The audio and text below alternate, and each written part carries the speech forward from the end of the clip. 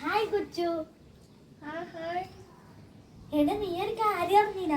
എന്ത് കാര്യം? ജൂൺ 2 മുതൽ 14 സ്കൂളില്ലേലോ? സ്കൂളില്ലേ? അപ്പൊ നമുക്ക് സ്കൂളിൽ പോണ്ടാ? അമ്മയുടെ കുറിച്ചു നീ അങ്ങനെ സൂയിക്കണ്ട. സ്കൂളെല്ലാം ഉണ്ട്, പക്ഷെ നമുക്ക് പുസ്തകം പഠനം ഇല്ലല്ലോ. അതെല്ലാം അറിയാമോളെ. സ്കൂളില്ല, പക്ഷെ നമുക്ക് ലഹരി വിദ്യ ക്ലാസ് ഉണ്ട്. അതന്നെ, അതെല്ലാം എന്തിനാ പ്രാന്ത്?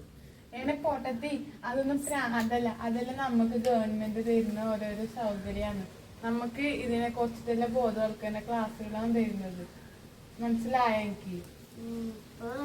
മനസ്സിലായി. ഇതെല്ലാം നമുക്ക് അറിയുന്നല്ലേ, ടീച്ചർ വായി വരാതെ പറയുന്നല്ലേ, വേറെ ആള് വന്നിട്ട് പറയണം. അതെല്ലാം ശരിയാണ്, ടീച്ചർമാരുടെ എത്ര വേണം പറയുന്നത്. പക്ഷെ നീ എന്നെ നോക്ക്, എത്ര പറഞ്ഞിട്ട് എത്ര കേസുകളാണ് ഒരു ദിവസം തന്നെ വരുന്നത്. അപ്പൊ ശരി തന്നെ. എന്നാലും ടീച്ചർമാർ എപ്പോഴും ക്ലാസ്സിൽ ഇതന്നെ പറയല്, എന്നിട്ട് ആർക്കും മനസ്സിലാവില്ല. പിന്നെയും പിന്നെയും പറഞ്ഞാൽ അവര് മനസ്സിലാക്കുവോ? നീ ഒരു കേരളത്തിൽ തന്നെ ഒരു ദിവസം തന്നെ 3 തരം കേസുകളെല്ലാം പിടിക്കുന്നുണ്ട്.